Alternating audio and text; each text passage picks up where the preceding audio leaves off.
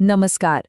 जब भी हम भगवान कृष्ण को याद करते हैं तो अक्सर उनकी लीलाओं, उनकी दिव्य शक्तियों की बातें होती हैं। पर क्या कभी हमने उन अदृश्य शक्तियों के बारे में सोचा है जो हर कदम पर उनकी ढाल बनकर खड़ी थीं? आज हम कृष्ण की दो ऐसी ही संरक्षक देवियों की कहानी जानेंगे जो शायद उतनी चर्चित नहीं पर उतनी ही महत्वपूर्ण है। तथास्तु यानी ऐसा ही हो।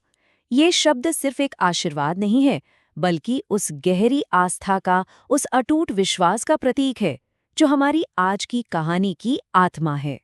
तो चलिए इसी विश्वास के साथ इस सफर पर आगे बढ़ते हैं। तो देखिए, आज की हमारी ये पड़ताल कैसे आगे बढ़ेगी। सबसे पहले हम जानेंगे कि ये संरक्षक देवियां हैं कौन। फिर हम उनकी रहस्यमयी उत्पत्ति की कहानी में गोता लगाएंगे, कृष्ण के जीवन की उन खास घटनाओं को देखेंगे जहां उनकी कृपा बरसी, और गोपियों की भक्ति से उनके रिश्ते को समझेंगे। और आखिर में हम ये देखेंगे कि कैसे ये आस्था आज भी लोगों के दिलों में जिंदा है। तो चलिए सबसे पहले सवाल का जवाब ढूंढते हैं। आखिर कौन है ये देवियां और कृष्ण के जीवन में इनका इतना बड़ा स्थान क्यों है? आइए सबसे पहले इनकी पहचान जानते हैं।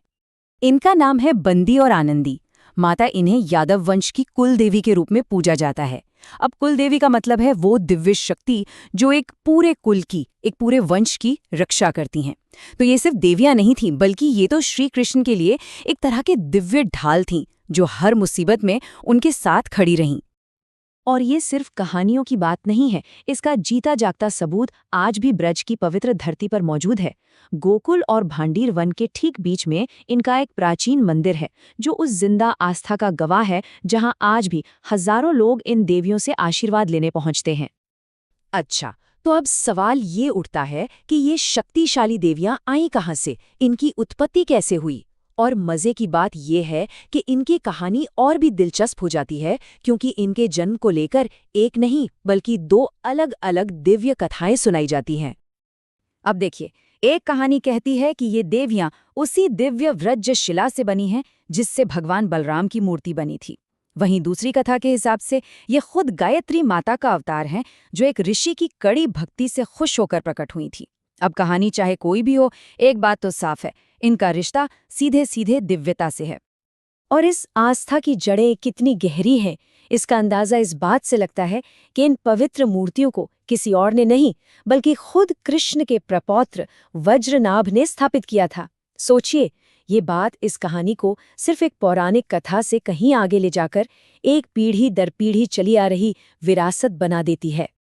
लेकिन इन देवियों का काम सिर्फ रक्षा करना ही नहीं था, वो तो कृष्ण के जीवन के कई बड़े और अहम मोड़ों पर मौजूद थीं, जहां उन्होंने ऐसे चमत्कार किए जिसने इतिहास का रुख ही मोड़ दिया। जरा उस पल की कल्पना करके देखिए जब सालों के अत्याचार के बाद कंस की जेल में बंद कृष्ण के माता पिता वासुदेव और देवकी की बेड़ियां टूटने वाली थीं। ये कहानी उस दिव्य कृपा की है जिसने एक जालिम की सारी जंजीरें तोड़ दी। और इसी चमत्कार से इन देवियों को अपने नाम मिले। देखिए कितना गहरा मतलब है। बंदी माता यानी जिन्होंने बंधन तोड़े, और आनंदी माता जो वासुदेव देवकी के छूटने के बाद नंद बाबा के घर आनंद लेकर आईं। मतलब उनके नाम ही उनकी पूरी कहानी बता देते हैं। उनकी कृपा का एक और बड़ा उदाहरण कृष्ण के बचपन की एक बहुत ही खास रस्म से जुड़ा है, उनका मुंडन संस्कार। ये किसी भी बच्चे के जीवन की एक अहम रस्म होती है, और कृष्ण और बलराम के लिए तो ये और भी खास थी। और सबसे कमाल की बात ये है कि ये परंपरा आज भी जिंदा है। कृष्ण के मुंडन की कहानी सिर्फ एक बीती हुई बात नहीं, बल्कि एक विरासत बन गई है। आज भी ब्रज के लोग अपने बच्चों का पहला मुंडन करवाने के लिए इसी पवित्र मंदिर में आते हैं, ये मानकर कि उन्हें वही दिव्य आशीर्वाद मिलेगा जो कान्हा को मिला था। तो अभी तक हमने बात की देवियों के दिव्य स्वरूप की, लेकिन एक और कहानी है जो लोक मान्यता से जुड़ी है, और ये हमें भक्ति की असल ताकत के बारे में बताती है। सोचिए, दो बिल्कुल साधारण गोपियां जो नंद बाबा के घर में गोबर के उपले बनाने का काम करती थीं, लेकिन उनकी भक्ति इतनी सच्ची और निस्वार्थ थी कि उसी भक्ति ने उन्हें देवी बना दिया। ये कहानी हमें बताती है कि सच्ची भक्ति में कितनी ताकत होती है। ये किसी भी पद या पहचान से बहुत ऊपर है।